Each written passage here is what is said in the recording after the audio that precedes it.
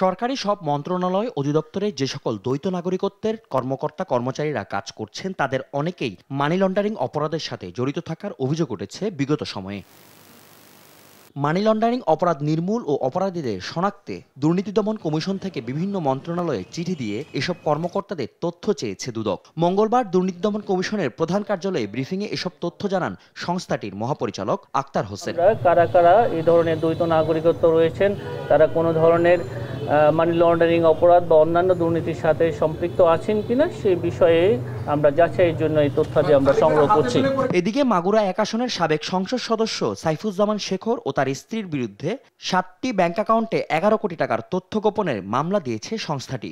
প্রায় 11 কোটি টাকার মতো সন্দেহজনক লেনদেন ও অস্বাভাবিক লেনদেনের প্রাপ্ত অর্থ সম্পত্তির অবৈধ উৎস গোপন বা আড়াল করার উদ্দেশ্যে স্থানান্তর, রূপান্তর এবং হস্তান্তরের দায়ে একটি মামলা রুজুর সিদ্ধান্ত গৃহীত হয়েছে। সেই সঙ্গে একই অভিযোগে গাইবান্ধা 4 আসনের সাবেক সংসদ সদস্য আবুল কালাম আজাদ ও তার স্ত্রীর বিরুদ্ধে মামলা করেছে দুর্নীতি দমন কমিশন। ব্যক্তিগত এবং ব্যবসায়িক 7টি অ্যাকাউন্টের মাধ্যমে 40 কোটি টাকারও বেশি অস্বাভাবিক লেনদেনের অভিযোগে আজই মামলা রুজু হবে। ফরিদপুরের সাবেক পুলিশ সুপার শাহজাহানের বিরুদ্ধে ক্ষমতার অপব্যবহার করে 1.5 কোটি টাকার বেশি সম্পদ অর্জনের অভিযোগে মামলা করা হয়েছে বলেও জানানো হয়। ফজলে আদিত্য, দেশ টিভি, ঢাকা।